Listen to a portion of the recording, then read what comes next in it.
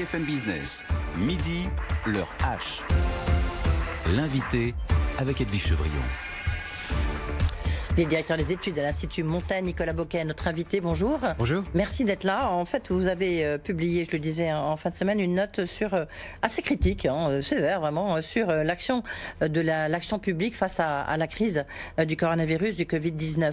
Et ce qui montre bien, on l'a tous ressenti, c'est qu'en fait, il y a un problème de verticalité, de centralisation de la décision et du fait qu'on tout vient d'en haut et on ne s'appuie absolument pas, notamment sur les citoyens, mais aussi sur les entreprises.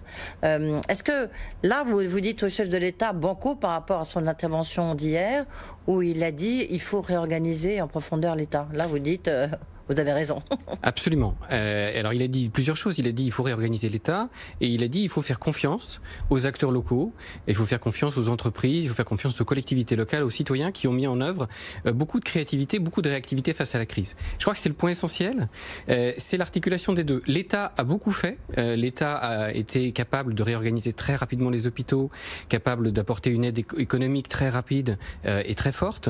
Et de leur côté, les régions, les entreprises se sont aussi mobilisées très vite. C'est l'articulation des deux qui a un peu manqué et c'est, je crois, le chantier qui s'ouvre aujourd'hui et qui a été clairement indiqué par le président de la République hier soir. Oui, en même temps, hier, on recevait dans BFM Politique Xavier Bertrand, le président de la région Hauts-de-France.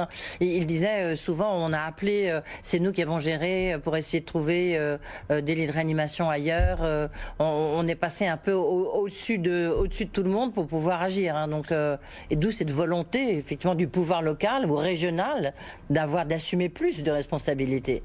Oui, alors assumer plus de responsabilités et trouver la bonne articulation avec le pouvoir central qui continue à avoir un rôle absolument essentiel. Dans tous les pays, on voit bien que le fait d'avoir un pouvoir fort, capable d'agir sur l'ensemble du territoire, c'est un élément tout à fait essentiel. Et on a des grands atouts dans notre histoire administrative. Et on a ces préfets, par exemple, qui ont un rôle absolument essentiel à jouer.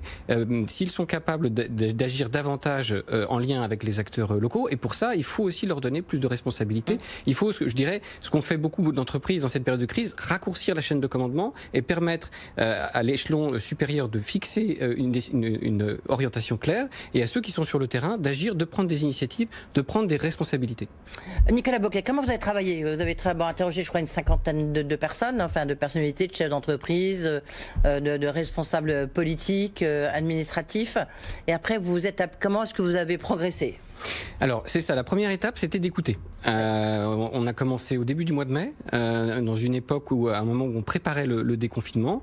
On en a beaucoup, évidemment, entendu nos adhérents. L'Institut Montaigne, nous sommes en lien avec nos entreprises adhérentes, qui sont une source extraordinaire de richesse, d'informations extrêmement riches. Et puis, avec, je dirais, toutes sortes d'interlocuteurs, depuis les cabinets ministériels jusqu'aux maires des petits villages, pour essayer de comprendre comment chacun avait vécu cette expérience. Et puis, on s'est beaucoup appuyé sur les comparaisons internationales. Comparaison des pays d'Asie orientale qui ont été confrontés en premier, qui ont été pour certains extrêmement efficaces. Je pense au cas de Taïwan, de la Corée du Sud. Il y avait énormément de leçons à tirer. On en a tiré une note de l'Institut Montaigne. On a aussi travaillé sur les exemples européens. Et c'est d'être capable comme ça de remettre les choses en perspective qui peut nous permettre tout d'un coup de voir des choses qu'on ne voyait pas auparavant. Ça, c'est aussi à mon avis un aspect important dans la crise. C'est comment un État comme le nôtre peut apprendre des expériences étrangères, pas forcément vouloir réinventer à chaque fois un dispositif, mais être capable d'identifier dans tel ou tel pays les expériences réussies sur lesquelles il faut s'appuyer. Oui, parce que vous avez fait un benchmark, en fait. Vous tout à fait, ça c'est absolument essentiel. Oui, c'est bien. Écoutez les acteurs et regardez ce qui se passe autour de nous. Quand on regarde, on essaie de regarder un peu l'organisation de la crise, la gestion de la crise. Est-ce qu'elle était... comment vous la jugez ? Et après, on verra les conséquences qu'il faut en tirer, vous voyez. Oui, alors, il y a eu, je l'explique dans la note, il y a eu la succession d'une série de dispositifs de gestion de crise au niveau central pour répondre à l'urgence. D'abord à l'urgence sanitaire, donc une cellule de crise organisée au ministère de la Santé. Ensuite, organiser le confinement avec le passage à la cellule interministérielle de crise, puis organiser le déconfinement. Et là, ça a été le rôle de la mission Castex auprès du Premier ministre. Donc, une série de changements et peut-être un manque de transparence. Il y avait un manque de clarté du lieu de la décision politique. On voit, j'analyse des exemples à Taïwan ou en Allemagne, par exemple, où là, il y a, c'est vrai, une clarté sur le lieu où la décision est prise et préparée, et donc des interlocuteurs pour les partenaires privés ou ou les collectivités locales qui ont, je dirais, des canaux de communication rapides où ils peuvent faire passer leur message. Oui, mais est-ce que tout simplement, c'est parce qu'en fait, justement, l'État ne s'appuie pas sur les collectivités locales, ni sur les entreprises, ni sur le privé, ni sur les citoyens. En fait, c'est ça, moi je trouve que le principal enseignement, on le savait, mais enfin vous le démontrez vraiment d'une manière assez forte. Oui. L'articulation du pouvoir. Et le fait que l'État a changé. Donc l'État, je dirais, a dévolu beaucoup de prérogatives. Il a changé sa manière d'intervenir en France. Il s'appuie beaucoup plus sur des agences, dont par exemple les agences régionales de santé. Fameuses, Voilà. Ce qui fait qu'on est un petit peu au milieu du gué. On n'a plus cet État capable de s'appuyer sur l'ensemble de ces instruments à travers les préfets, et on n'est pas non plus dans une relation davantage de partenariat avec les acteurs locaux, notamment les régions. Mais c'est ce qui a émergé pendant la crise, et ça c'est ce que moi j'ai découvert en faisant ce travail. Le fait que les régions aujourd'hui se coordonnent, le fait que les présidents de régions aujourd'hui se parlent toutes les semaines, c'est quelque chose qui n'existait pas auparavant, et le fait qu'il y a vraiment eu, que ce soit au niveau du ministère de l'économie, que ce soit au niveau du ministère des collectivités territoriales, un travail avec notamment ces grandes associations, les associations de maires, les associations départementales, les régions, et il y a vraiment eu un travail collectif sur toutes les ordonnances qui ont été prises pour organiser la vie des collectivités territoriales pendant cette période, sur les plans de sauvetage des entreprises, sur les fonds. Voilà. Le plan aéronautique ou même le plan automobile, tous les grands patrons ici même nous ont dit qu'ils avaient travaillé un peu de manière conjointe. Absolument, donc il y a vraiment des choses qui ont émergé dans cette crise, une manière de travailler plus en réseau, et de manière plus collaborative, et notamment avec les régions dans leur action de développement économique. Donc la crise, elle a été un moment difficile, mais elle a aussi été un moment de grande mobilisation, de grande solidarité, et il y a eu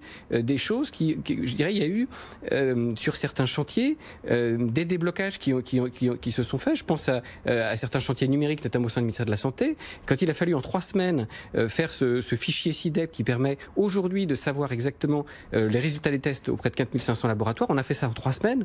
Il aurait certainement fallu beaucoup de mois ou peut-être des années pour y arriver en temps normal. Il faut garder cette capacité-là, ce sens de l'urgence, ce sens de l'efficacité qu'on a eu ensemble pendant la crise, et aujourd'hui on doit l'avoir pour l'ensemble des politiques publiques pour arriver aux résultats qui nous permettront de faire face aux différentes crises dont a parlé le président hier. Donc, si on vous écoute, il y a vraiment eu un avant et après crise. Vous me direz, c'est un peu logique vu l'immensité de cette crise sanitaire. Mais on va y revenir juste par rapport à l'Allemagne. Parce que justement, tout le monde est en train de se comparer à l'Allemagne. On voit même l'OCDE qui nous explique que même sur le plan de la santé, l'Allemagne était mieux organisée que nous parce que justement, c'était au niveau des Länder. C'est pour ça qu'ils ont pu... et puis, il y a eu une remontée d'informations plus rapide. Si on essaie de faire une comparaison, Nicolas Bocquet, qu'est-ce que vous dites ? Oui, alors, il faut se garder d'idéaliser d'autres systèmes. On a étudié justement cette réponse allemande dans le détail. Elle a eu aussi ses biais bureaucratiques. Le fait d'avoir un système décentralisé n'a pas que des avantages, notamment par rapport à la remontée des informations et des données, mais c'est vrai qu'on a un système allemand qui a fait la preuve de son efficacité, parce que c'est un système qui fonctionne de manière moins verticale et plus en réseau. On le voit sur la question des tests. Sur la question des tests, on a eu le Robert Koch Institute, qui est l'Institut de santé publique, qui a défini une doctrine, l'Université de la Charité, qui a... Oui, avec son gourou quand même. Oui. Voilà, qui a tout de suite, dès la fin du mois de janvier, donné au monde entier le premier test du Covid. Et puis, on a eu un tissu industriel qui a embrayé, qui existait, et ça c'est évidemment un atout majeur du côté de l'Allemagne, mais qui a embrayé de manière extrêmement décentralisée. Donc c'est vrai que ce système-là a fait ses preuves et a permis d'être plus réactif sur le terrain, parce que notamment dans les premières semaines de la crise, où il est essentiel de capter les signaux faibles. Donc c'est vrai que quand on est dans un système où on définit un système et des doctrines pour les appliquer, on est peut-être moins capable de saisir sur le terrain la circulation du virus ou des éléments qui nous permettraient de nous dire il faut absolument adapter le système. Il y a un point, et peut-être justement pour voir qu'est-ce qu'il faut en tirer comme enseignement important, c'est vous dites qu'il faut avoir des liens hiérarchiques en fait qui soient beaucoup plus simplifiés. En fait, il faut retirer, je ne sais pas, mais combien de couches, mais enfin, il faut vraiment simplifier le processus de décision. C'est sans doute le... Absolument. Encore une fois, raccourcir les chaînes de commandement, permettre que l'information circule plus vite et permettre que les niveaux inférieurs aient plus de marge de manœuvre. Là, il y a un élément tout à fait essentiel dont on a peu parlé jusqu'ici, c'est la question numérique. Hein, la grande leçon de la manière dont les pays, notamment en Asie orientale, ont réagi, c'est l'importance du numérique.